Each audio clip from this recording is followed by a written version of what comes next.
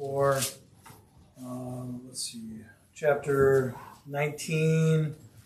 I think we'll start around 19, 18 actually, the end of 18 we need to finish. So if you want to turn there and get opened up like I am, that's where we'll be. Last time we got into our lesson pretty good and just really started getting into a lot of conversation about Abraham and Abraham and Sarah, right? And the covenant that they have with God and the heir that was promised to them, and then of course that promise of Isaac and their reactions to Isaac is what we talked about at Paramount, and Abraham's reaction being really the same as Sarah's reaction, right? And we were looking at that, and now we are getting into seeing what happens with Abraham's family, and that would be Lot, right, and his family. And what happens with Lot and Sodom and Gomorrah, and then we'll keep going. I handed out material for the next class. If you didn't get it, just catch me afterwards. I'll get you some. And we'll look at that next time, Genesis 24 through 28. Good morning, Adam. Good morning. Here's today's class. All right, so 18 through 23 we're finishing today.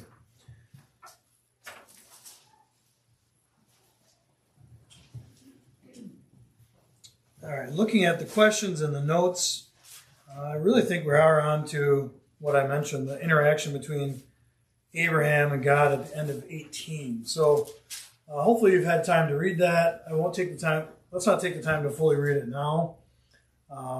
But at the end of 18, we find out actually at the end of 18 that those men that visited, those angels, if you will, those representatives of God, they rose up from there and they looked toward Sodom and they said they would go to Sodom and Gomorrah. Let's not skip over that, right?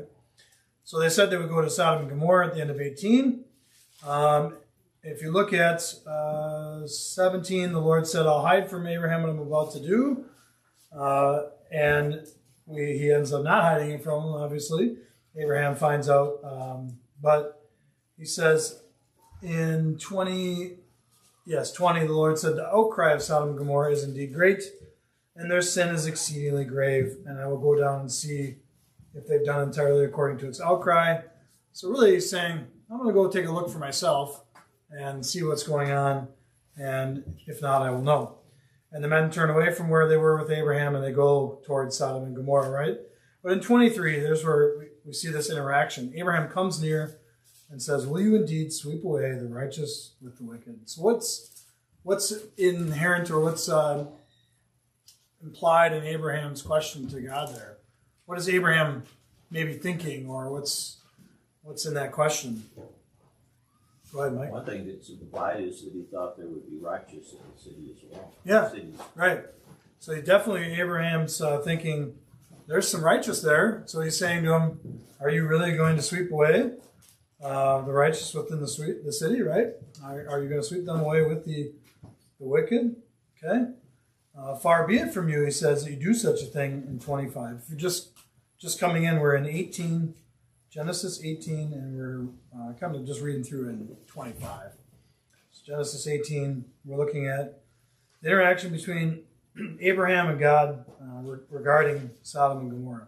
So again, we won't read all of it, but really what takes place here, if you read ahead, Babs, you want to get a question or you want to describe it? Abraham know that Lot is already in Sodom? I think so. Lot lives there. Yeah. Abraham must know that. Yeah. As a nephew. Yeah. Yep. So he's worried about his family, right? Yeah. No one's challenging God. Abraham. Yeah. Excuse me. That's Yeah, okay. Abraham's challenging God. Yeah. Seems like I guess you could say that. He seems to be at the end of this chapter really petitioning him, and he has a question to him, right? Yeah. And so it's a interesting section of scripture because we see this back and forth interaction. And the question that I asked was explain the significance. I'm in the wrong spot. How about I get to the right? How about I get to my right questions in my notes and they'll sound a little better. So what I asked was, explain the interaction between God and Abraham at the end of chapter 18. So, what is that? What is that interaction? How do we explain that? Is Abraham doing something sinful? Is he sticking his nose in where it doesn't belong, or how do you explain this interaction? Because it seems like he doesn't. Almost like he doesn't. I don't know. It seems like almost like he doesn't believe him, right? Or doesn't trust God in a way. Because if you've read it, and if you haven't read it recently, you can go through and kind of skim read there. But he just keeps going, and Abraham says, "I'm bold. I ventured to speak to you, to the Lord, and I'm in dust and ashes." So he's petitioning himself. He's making himself low before God, is what 27 is. He says, "Suppose there's 50 righteous lacking 5, so 45. You'll destroy the whole city." And then God says, "I will not destroy it." And then he keeps going, right? He says, "Well, what about, suppose there's 40 found there," right? And he keeps going, right? And then he says, "Suppose there are, may the Lord not be angry, and I shall speak. I suppose there are 30 found there," he says in verse 30, right? So he just keeps going with this interaction. And where does it end up? Yeah. What's that? And Oh, the actual number, yeah. So the number, is it 10? Yeah. So it ends up with 10, right? I will not destroy it on account of 10, he said. As soon as he finished speaking to Abraham, the Lord departed, and Abraham returned to his place. And so where does it end up, or where does it leave it? The Lord essentially agrees, or Abraham is successful in this plea with God, and he says, "All right, if there's at least 10, right?" And that's what he says. Okay, so we know the result. Does he save? Does he not destroy Sodom and Gomorrah? No, of course not. We know that he destroys Sodom and Gomorrah. Okay, and who was there at Sodom and Gomorrah? We know that Lot is there, and we're going to see them in a little bit. But what do you make of that interaction? Anything significant? That was what I was really asking in the question that I asked. Is there anything you make significant of that, or is it just they're just having a conversation? Go ahead. Well, I think it demonstrates that God is willing to hear the petition that Abraham is making, in as much as he hears ours, maybe in relation to some of the same kinds of things. But it also raises, I think, some interesting things that maybe we can think about in our time. Why hasn't God destroyed us? Why hasn't he destroyed this nation or other nations or other people, cities, so forth? Right.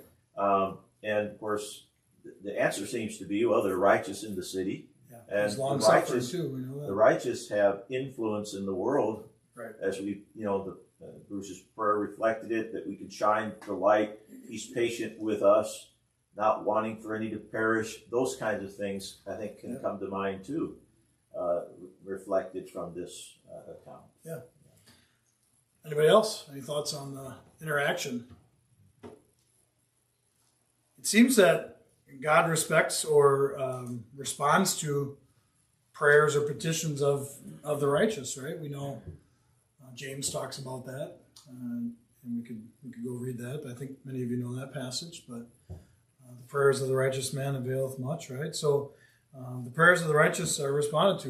In this case, it's an interaction, right? But we can apply that same principle, I think. But Abraham is successful, if you will, in petitioning or praying to God and communicating to God, really in this case, directly, but communicating with him, and is successful. And it almost seems, in our modern terms, almost like it's some sort of negotiation or something, but I don't really want to categorize it that way. What was Abraham's, what was his state and what was his action in communicating? I read it and I hinted at it in 27. How did he approach God? In dust and ashes, right? So he had the right mindset that he wasn't coming to God like, hey, you got to listen to me. He was coming to God low, right?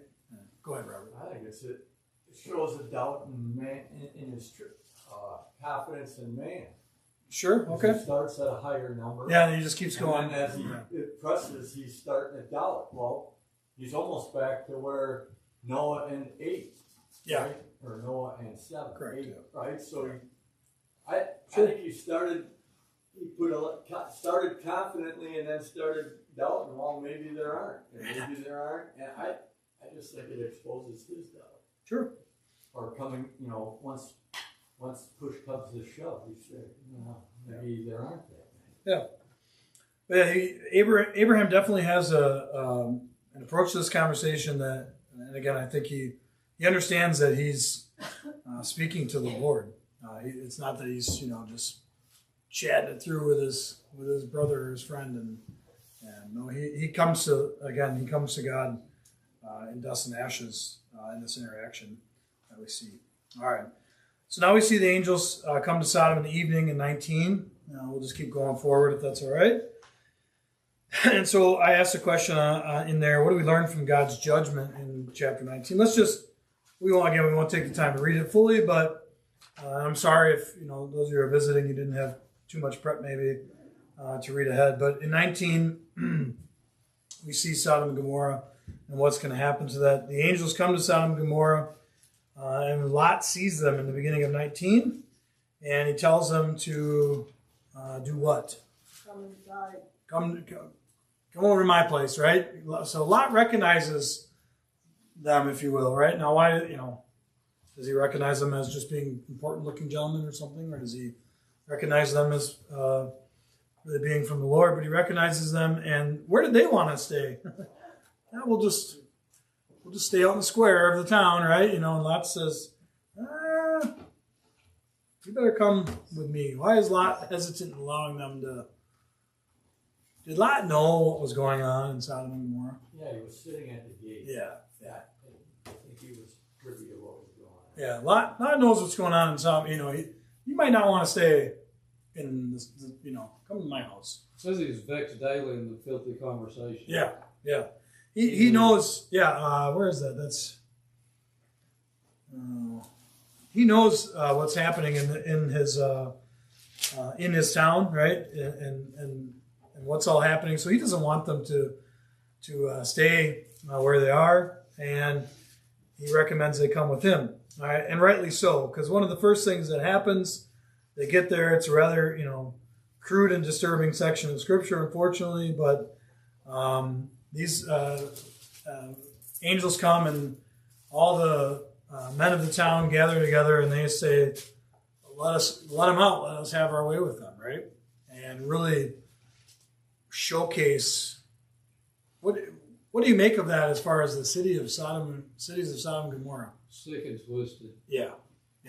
So when you read that, and why I think why is that included? Why is that interaction there? I think for us to see just how messed up Sodom and Gomorrah really were, right? They're seeing these, and again, these angels are in the form of men. Obviously, they see them, they recognize them as men too, and they really this interaction. The men try to reach them out and pull them. Right, they're almost like they're fighting over them at the doorway of the house. It's very disturbing, and we see what's really going on in Sodom and Gomorrah, and the negotiation between Abraham and God. Now, why God wants to destroy and judge Sodom and Gomorrah. Okay, and Lot, unfortunately, he makes the decision to offer up his daughters, which not okay, is it? No, not okay. Sometimes people read that and go, I can't believe he would. Well, he shouldn't have probably done that either, right? So Lot makes poor choices here as well. But the situation is very dire and just nasty in Sodom and Gomorrah. So what do we learn about God's judgment then of Sodom and Gomorrah? We know what happens is ultimately he destroys it, right? Now Lot is allowed a chance to leave. The angels allow him a chance to leave, right? He tries to get all of his family, kind of his son-in-laws. Do they come along? No. They think he's I don't know, however it's worded now, they kind of think he's joking, right? They didn't believe him, and they stay, right? But he takes his wife and his daughters, and they exit, right? Go ahead, Robert. I don't know if Lot made a poor choice. He put God ahead of his family. Oh, that way, you mean? In that way. Yeah, And that's true. And it's also showing us that the extent or the magnitude of the perversion Yeah. at hand, right, Yeah. in the city. Yeah. But, That's true. Yeah. I mean, so I didn't quite get there. I see what you're saying. Yeah, no, I don't disagree. So the morning dawns, the angels urge Lot, take up your wife and your daughters, otherwise you'll be swept away in the punishment. Okay? And so they're told to leave. Lot makes this negotiation, if you will, to make it to, what is it, Zoar. That's where he wants to escape to, and that's where they go. And the Lord rains down on Sodom and Gomorrah brimstone and fire out of heaven. And he overthrew those cities in the valley and all the inhabitants of the cities and what grew on the ground. So what type of picture of the judgment are you seeing there of Sodom and Gomorrah? Complete, right? So where have we seen judgment like this in the past? The flood. Our studies so far, yeah. So we've studied the flood already. We've seen this already. God chooses, and I think that language there is really important. Where is it again? He says he overthrew those cities in the valley and all the inhabitants of the cities and what grew on the ground, even, right? So he's talking about total annihilation, if you will, of that area, right? So what does this teach us about God's attitude or God's judgment in chapter 19? What do we learn about judgment? It's a fearful thing to fall in the hands of the living God. Okay. He's not just merciful and a gracious God, a loving God. He's also a just God. Okay. There's consequences. All right. And you can, or anybody want to? So, how do we see his justice in this story, if you will, in this situation? It's just like for us today. That's just as complex. It's very deep, a lot to unpack. But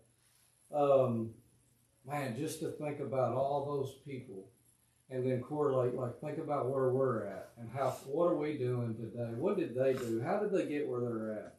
They compromised. Yeah. Are we compromising? I mean, for them to be where they're at, they continued to compromise. They was, doing the things that they should not be doing. They did not know God. They were ignoring God. And there was consequences. No matter, like wherever we're at in life today, we could justify, we got family members that are living in sin, or are we living in sin? How are we justifying things like with homosexuality or all the crazy stuff going on in the world? Yep. Do we stand for the truth? And if we don't, then we see the consequences. In the end, he's just. Yep. And there's definite and severe consequences. Yeah. Do we see some justice in God and again that negotiation between Abraham and Lot and wanting to save the righteous? Abraham petitions God, right? God was he really going to wipe out, or destroy people that were righteous to him? No, he was not. I think the negotiation we see there is that, is there really that many righteous even living in those cities? And God agrees that, no, I'm not going to destroy the righteous, but I'll destroy the wicked. So God gives Lot and his family a chance to escape, and they're assigned righteousness. They're seen as being righteous. As we'll see from all of the people in the Old Testament, they made mistakes too. Lot makes mistakes, and Abraham makes mistakes. They all make mistakes, but they were counted as righteous, and they were saved from that destruction, right? And so we can, if we're counted as righteous, we can be saved from destruction as well. He's going to give us a chance. We have to make it right, but he gives us plenty of chance to save ourselves from destruction, right? It also sounds like God couldn't even find 10 men, 10 righteous Right. people in those cities. Right. Except for Lot and his family. Yep. And they didn't equal 10. Yeah. Right. Yeah, there was not, unfortunately, there's only a few that were righteous. Do you think the people of Sodom and Gomorrah had a chance to be righteous? Yeah. Okay. I want to see the reactions there. How would you explain that? When are they given the chance, or how are they given the chance to be righteous? When the men showed up at the city. Okay. And it even shows that he went beyond that, because the men took the hold of the hand of his wife I mean, they went beyond their warning and everything else. They actually physically helped her along, which we find out later. What about- and the hands of his 2 daughters? What about generationally? What about regionally? Right? Do people know about God at this point? Of course they do. Right? So, go ahead, Bruce. We can see in 14, look, Lot went to his Chapter sons-in-law, verse 14? his future sons-in-law, Yes. who were married to daughters, told him to get out of the city, it's going to be destroyed. They thought he was kidding. Yeah. Yeah. Thought he was jesting, it says. Yeah. Yeah. So, Go ahead, Mike. Sometimes we wonder, I think, why Sodom and Gomorrah was destroyed, but others, whether individually or nations, people in some way are not destroyed when we know there's sin among all of mankind. Of course, obviously there must be degrees of wickedness that reach a height that others, that brings the attention of God in ways that others don't. But I thought about what Peter said about the destruction of the cities of Sodom and Gomorrah. It says he reduced them to ashes, having made them an example to those who would live ungodly lives thereafter. And I think that's one of the things that we see consistently in scriptures. We might say inconsistent is God doesn't destroy everybody that's wicked. Right. But there are certain times when he destroys a multitude of people, and sometimes in the case of the flood or Sodom and Gomorrah, the whole city, Yep. or the whole earth. But he does that as a way to get our attention, as an example to us. That's something I think that we need to take from the cities, why he destroyed them, and not just because of the people that were there, but for us to have that fear in us to not want to come under the same judgment of God. Yeah, it's a microcosm of what's to come. Okay. When you return, Right. burn everything. It won't be just the one city, right? Yeah. Right. Well, we saw more of we really saw more of a macro, if you will, in the flood, or already in Genesis, right? And that was the whole earth as well. So, does mankind as a whole then and today, do we have enough warnings? Mm-hmm. Yeah, we have enough warnings. Go ahead, go. I just had a thought about this. Yeah. How few of the righteous compared to how wicked. I mean, Sure. We talk about that in the New Testament about straight and narrow. Yeah, the narrow narrow gate. way, very Yeah. few find it. This is another example that reinforces that. I mean, only 4 got out, plus the angels. Yeah. So many more we don't Who knows how many people? But at least whatever started with 50 or 100 or whatever it was. But Yeah, there was so more- few. So It was more than that. Yeah, very few. So why does Lot hesitate then? I challenged you with that question ahead of time. If you studied ahead of time, we know what happens to this, story that you study when you're in Bible class as a kid, and his wife turns into a pillar of salt because she looks back, right? And she's told not. They were told not to look back, and she looks back, and she's turned into a pillar of salt. We know that. And I'm not just breezing past that. That's an important event too, but I really want to just more focus on Lot. Why did he hesitate? I don't know. Yeah. I've always wondered that.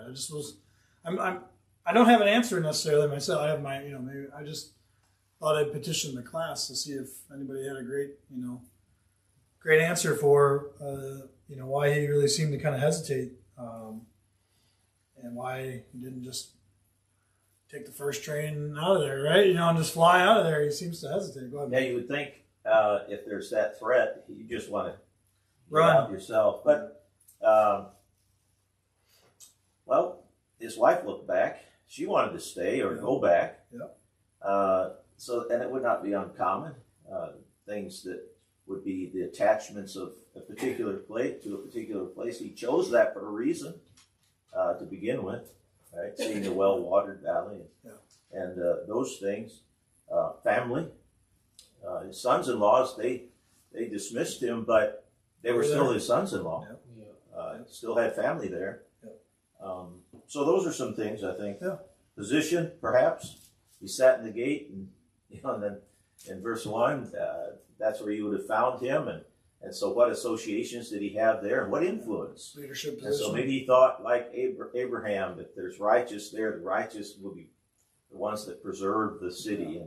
And so we want to encourage righteousness. Right. It's hard to speculate. But, I know. Yeah. Chris, did you? Well, I think he was just like, where do I go? This Sodom and Gomorrah is awful. What about the rest of the cities around here? And I can't go to the mountains. And is this town too small that I'm going to go? And how are they? Are they perverted? And where do we go? Yeah, it's just an interesting short. It's if you're not familiar with where it is, by the way, verse 16 is where he hesitates, and the compassion of the Lord was there, and the angel sees him by the hand and hand his wife, and they basically drag him out of there and say, "Get out!" So the compassion of God was there, thankfully for Lot. He didn't hesitate too long. It could have been his emotional attachments to the acquaintances and people. Yeah. He had to conduct business and everything with those in the city. I mean, he wasn't in a plastic bubble, right? So you develop emotional attachments. He didn't want to see him be destroyed, right? Which we need to keep in check, because we have to remember those, our neighbors who we love and everything else, they're lost. Well, right? the emotional, but what should the emotional attachment encourage then, right? It should encourage the. Well, but it teaching, it gave them I think it gave them hesitation, right? Because Yeah. No, what I'm saying is that if we think of that emotional attachment, that should be charging us to make sure that they're not lost, right? Don't be enmity or enmity of the world, right? So you got to be careful that because emotional attachments allow us to blend in. Okay. And we don't say the things that we should. Right. So then you're not warning. We're not warning the way we should. Gil, did you have a comment? Or? Yeah, this made me think of another question about why did he not realize where he was living already was a bad place? Yeah. Before Well, God said that he was going to destroy it. Yeah, there's a lot of info I we mean, don't have. he was sitting at the gate, which is most likely he was a judge, Right. judging the people. I mean, they called him a judge, the men, whether that was in a different context or not, because you're trying to judge us. Right. But he probably was a judge at the city. He knew what was going on, and he still he still kept his family there. Yeah. So it's kind of along the same line. Yeah, it's hard to know. Did he have hope that he could help them? Right? Did he have hope that he could turn them around? Maybe. It seems to be the case. Yeah. It actually says, Adam, I think, said it. His soul was daily tormented Yeah. by their lawless deeds. So he didn't just conform. He was disturbed by what was going on there. Seems he wanted to make some difference. Yeah, I really like the study so far. We've been going through Genesis. Those of you who have been with us, you're going through the book of Genesis, trying to find connections to Christ, trying to find connections to our lives, trying to find connections to our day-to-day life. And I think these stories are powerful. I just sometimes we read them maybe, and maybe you've done this, or people know of them, but we just don't really understand the magnitude and the power of the stories, especially something like Sodom and Gomorrah here, what it's really trying to teach us about God and his judgment about God and what he feels about wickedness and how we should avoid it. And we'll see constantly, as we have already, God's patience with his creation too. We're going to see a lot of that here coming up, and we have already with Noah, right, and Abraham. God's being very patient. We make mistakes, but he wants us to follow with him closely. So I just keep thinking about, and we've touched on it, but I just keep thinking about what you said. God's compassion. Now, we're created in the image of God. Yeah. And shame on us so easily we write people off and give up on them. True. And Lot, Yeah, they're his creation. Yeah. He's to be commended in a sense. Yeah. Because it was speculation, but I believe that that's what he was doing. Is he realized that these people were lost. Yeah. And he didn't want to give up on them. No. You know, because he obviously fought. He kept throwing high numbers, and then he kept coming back disappointed, obviously. But I mean, even the people that's done us terribly wrong, we should understand they have a soul. And if we're trying to do what's right, if we're faithful, then why would we stoop to their level? Why would we let them affect us and not try to seek to save their soul and make that difference in their life? Yeah. No, couldn't be more true. All right, so Lot hesitates, but he escapes, right? Obviously, we know his wife, she looks back and turns into a pillar of salt, and then he only escapes with his daughters, right? Go ahead, Bruce. I go way back in chapter 13, where Lot made the choice. Remember when Abraham gave him a choice? Yep. When they had the problem with the herds and the space, Yep. Abraham said, "If you go one way, I'll go the other." Yep. Well, what did Lot choose? He chose to go live in Sodom. Yeah. Hadn't he ever heard of Sodom? What was going on there? I wonder about that. Yeah. He made that choice. Well, I mean, in 13 of 13, the men of Sodom were wickedly exceedingly sinners against the Lord. That doesn't say that. Had he ever heard of that? Lot's not saying that. Yeah. The writer's saying that, but maybe that knowledge was already there. But I think Lot was influenced by the world more than he thought. I mean, what's the first thing he did when he got out of there? He got drunk.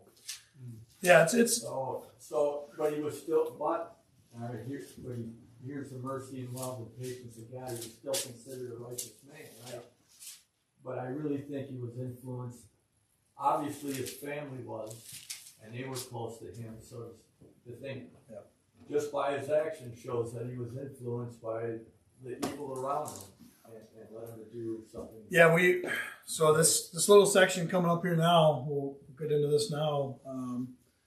The Moabites and the Ammonites, they're the result of sin, of a terrible situation. So they escape out. Lot's now living in a cave? Yeah, 30, verse 30.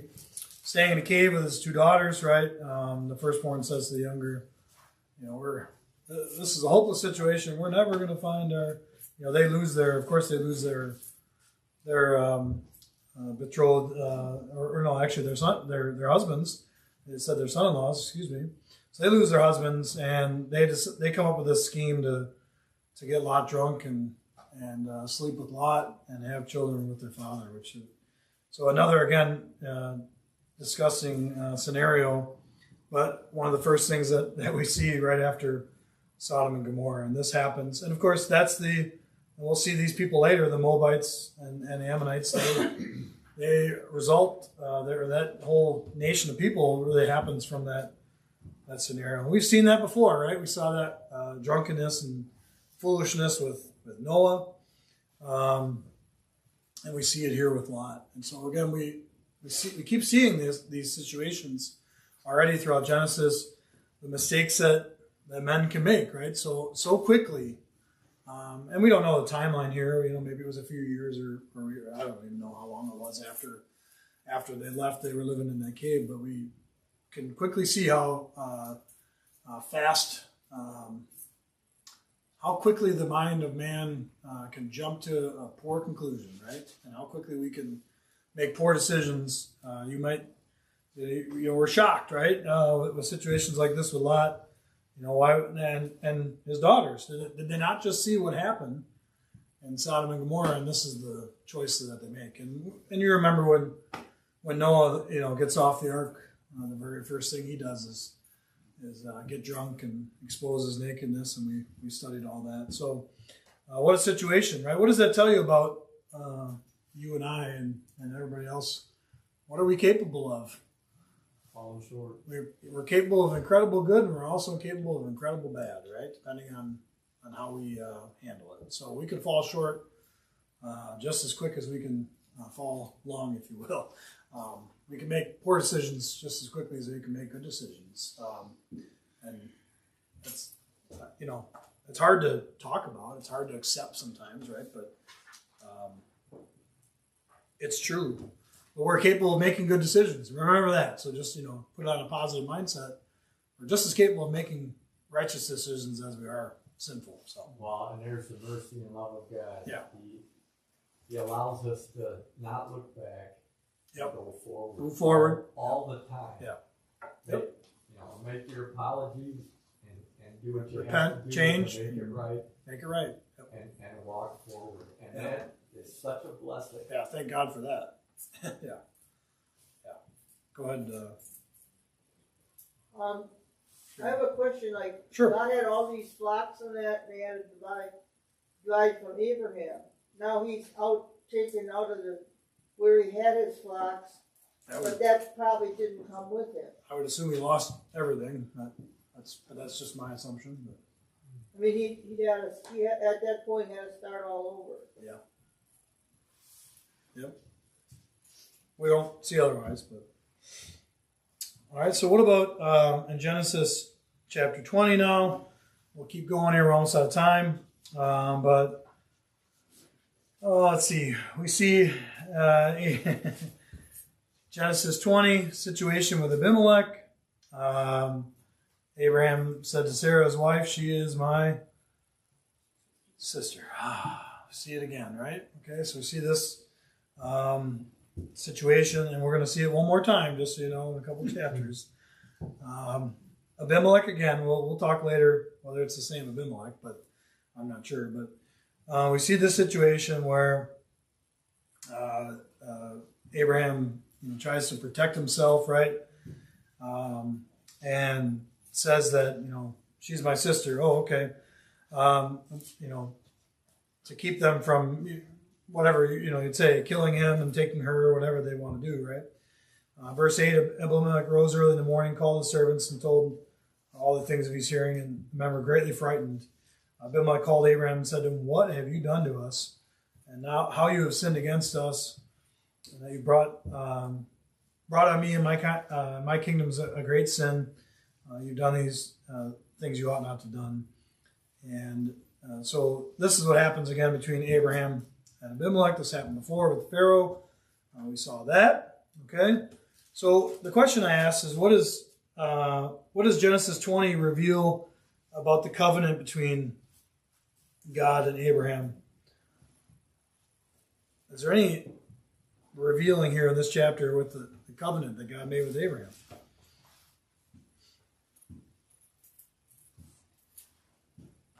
Go ahead, Mike. Well, it looks like God is protecting the covenant Yeah. by keeping Abimelech from having Sarah. Yep.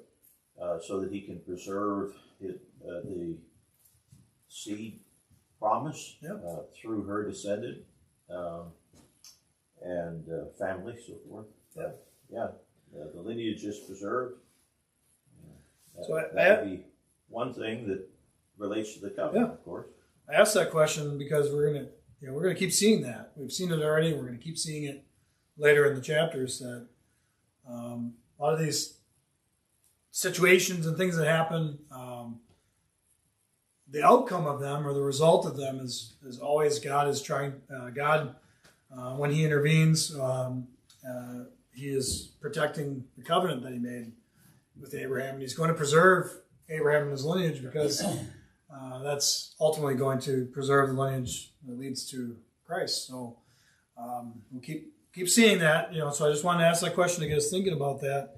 A lot of times, we look at these and why is this written about? Why is it included? Well, that's I think why it's included. It's to show us that God's preserving that covenant and keeping that lineage going and strong. And as He said, He'd make him a great nation and his descendants like the stars, right? So go ahead, Robert. I like what Abraham said in verse 11. Of 20? I thought surely the fear of God is not in this place. So yeah, God puts the fear of God Himself in those He chooses, right? So He obviously put it in Abimelech. Abimelech, He put it in him, right? So He makes aware to those. He put that protective shield, so to speak, around Abraham. Yeah. Abraham chose to to protect himself according to him, right? According to man, his thoughts by lying. Yeah. Instead of trusting in God, that God would put the fear of God in those around him. Yeah, and you're getting to maybe the last point we can make for our time here, that another reason why I asked that question, we've seen it already, we'll keep saying, is God's preserving the covenant, God's protecting the covenant, and what Abraham is part of that covenant, right? And you know, we have a covenant relationship with God. Does God mess up or sin, and you know, does he goof things up in his end of the covenant? No. Not usually. Sarcasm intended. What about Abraham, right? What about others that we'll see coming up? You know, what about man? Do we mess up? You know, trying to figure out Abraham and Sarah already, right? With not the covenant necessarily, but the promise of Isaac, right? They thought they could figure it out, right? Okay, well here's Hagar. You know, go ahead. We'll take care of it. Again, the trust side, man, we struggle with trust. We struggle with patience with God and understanding the big picture a lot of times, right? So we try to take things in our own hands. We goof things up, but God still follows through on His side of the covenant. Man's lack of trust. Yeah. Yeah. So He follows through, whether or not, you know. So again, is 20, you know, is that included there? To boy, God really approves of Abraham's choice of doing it. No, that's not why it's there, right? It's to show us that. I think to show us that we can make similar mistakes, but it shows us that God comes through with His covenant. He is faithful. He is greater than we could ever imagine to be. And, you know, He's not going to make decisions that are going to fail or, you know, be foolish or anything like that.